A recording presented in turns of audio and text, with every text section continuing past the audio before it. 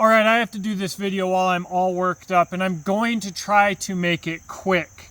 In the past, my unit's name was Chaos. The logo for Chaos, the Illuminati, Ordo Ob Ko, whatever it is, you'll see it on the screen, I don't care.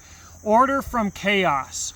It's one of these things that's like, ooh, the Masons, they're so sneaky and so spooky and smart. That's so clever, but it doesn't mean anything. Like, everybody's heard of Order from Chaos, and yet nobody considers it. And this is the missing link for understanding the vast majority of psyops. Historically, you can go back to Nazi Germany, you can go back further, you can look at Russia, you can look at Stalin, you can look at any dictator, or you can look at the history of your own doggone country. If you're an American, you can see the things that are wrong. If you're looking at other countries' histories, like Hitler and Nazi Germany, you can see actually how it happened. And the missing link to being able to accept these things that you will hear so often from people when it comes to conspiracy theories or other things is, well, why would the government do that? The government has my best interest in mind. It doesn't matter if it's the Oklahoma City bombing or any of false flag shootings, crap that just, the Las Vegas shooting, crap that just obviously something going on is wrong. Or Waco or Ruby Ridge or anything else. Order through chaos. And guys, my background, it's not really important, but it's military intelligence, a little bit of psyops, a little bit of special forces stuff, a little bit of involvement. This isn't really about me, but it's about clarifying what should be clear to everybody. And again, if you've got someone whose head is just in the sand, share this video with them. And then I was given context after deployment on some of these things that I experienced firsthand in getting a bachelor's degree in Homeland Security and Domestic Terrorism. Things started to come together. I have worked hard, and you can see the history of that over the past over 10 years on this channel, completely moving myself away from the mainstream and away from these things.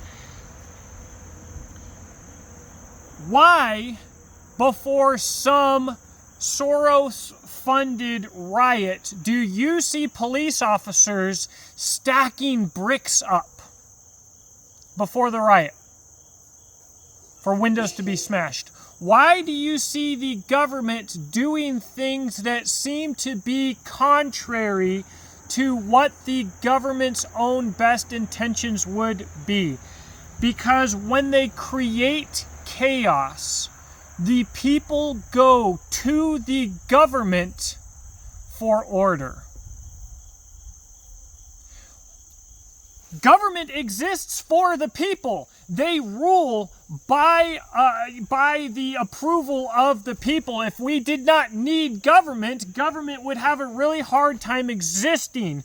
So, if the government needs more power for itself, and nothing is going on to make the people beg for it, the government will make it. The government needs you to be stupid, disarmed, disabled, and generating profit for them, working in some way or another. It needs you to be working so much that you don't have time to think. It needs you to think that you need to work more. It needs you to think that your wife needs to work. It needs to create a society where you don't have time to consider, you don't have time for education, and you don't have time for experience. It is utterly shocking to me the lack of life experience that the average person has. So all they have to do to get more is make the people ask for it. Now, before I go any deeper, guys, this channel is made possible through sales at my website, exodusknifeandtool.com. Knives made in the USA with a no questions asked lifetime guarantee on standard options. We take care of people. These are practical driven knives. These are knives made to be used. These aren't some gimmick with a freaking bottle opener and a saw on it intended to catch the attention of the ignorant. So if you like this kind of stuff, freaking check out exodusknifeandtool.com. It's the best way to help me continue to make videos for you. This is about power vacuums. And so what a power vacuum is, when people are too free, okay? Let's say we have a people with no government, which, by the way, people are like, all these anarchists, blah, blah, blah. There's never been a government without... Yeah, Israel was a government that was successful without a king or leader. Now, the Israelis begged for a king. God told them, you don't want a king. And they said, oh, yes, we do. Please. People want a person in authority to tell them what to do. They want someone there to handle problems for them. That's an extreme example. But when it comes to our everyday lives, people only want a certain amount of intrusion, a certain amount of taxation, and that needs to rise very slowly for the people to be content. Also, business or government, things have to grow or they die. Maintaining is a fantasy. So when your government, for its own self-interest, our Constitution, our Bill of Rights exists because the Founding Fathers knew that a government will act in its own self-interest. It is its own entity that needs to grow, expand, become more powerful, and become more wealthy, because it needs to continue to grow or it will die. If you're in this government job, you want some job security, you want to grow your department, you don't want it to die, get axed, and for you to go have to get a job. Okay? So, the government is its own self-entity. This is nothing new. If this is new to you, or if you argue about this, you are a moron. Because it's written into the history of our country. This is also why our public school is an absolute failure, and I don't think I have ever in my entire life met anybody who graduated high school who knew anything about history unless they were personally interested in it and motivated. Anyways, to gain this power, they create chaos. If they can make you scared of your neighbor or of the city or of outsiders or of anything else, so that you go, please government, if I just give you some more money, can I give you my guns?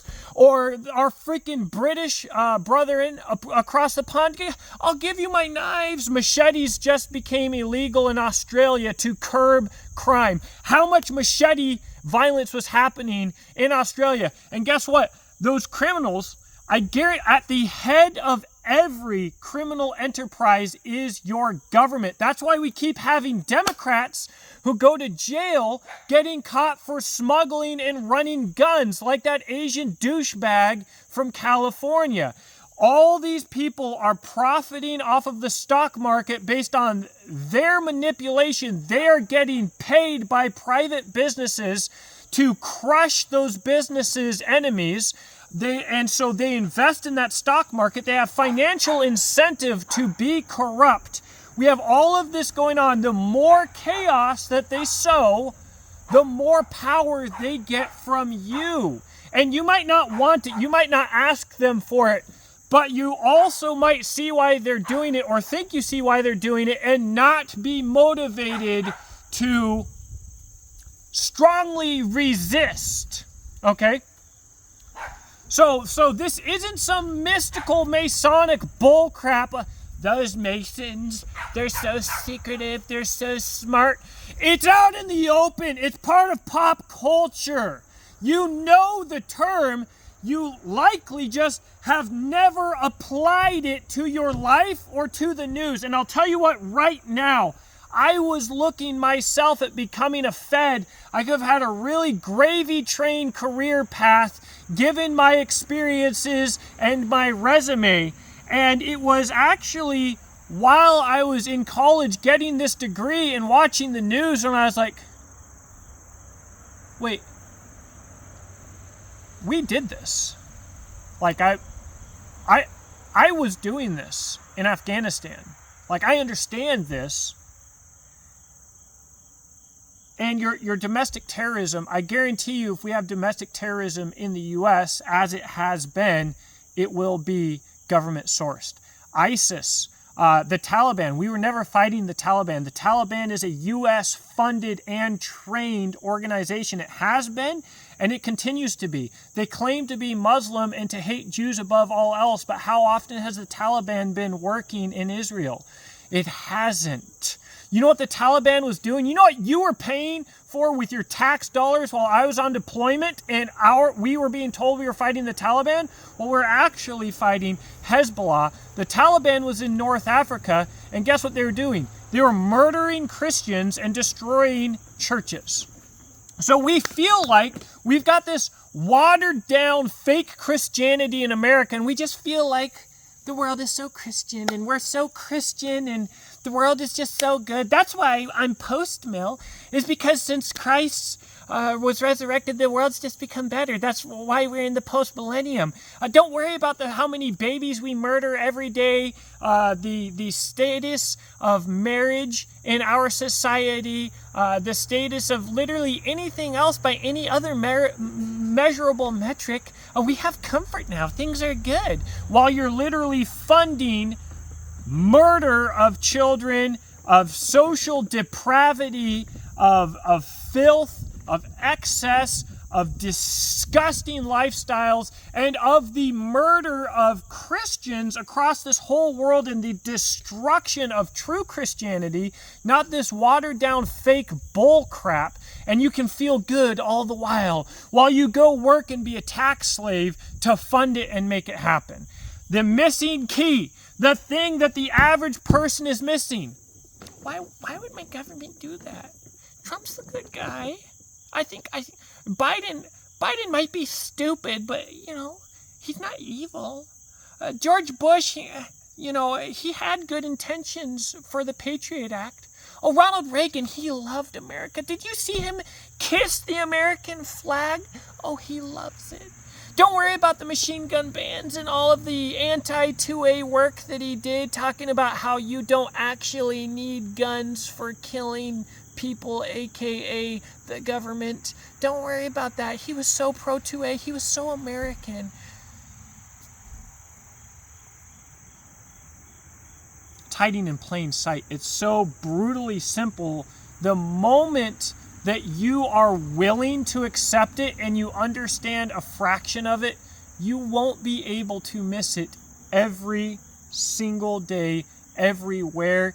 You will see the connections between the government and private industry and the mega corporations, anywhere from Walmart and Amazon down to shoe manufacturers, clothing manufacturers, the couple of brands that own everything that you buy to put on your body or to put into your body, the chemicals and everything else.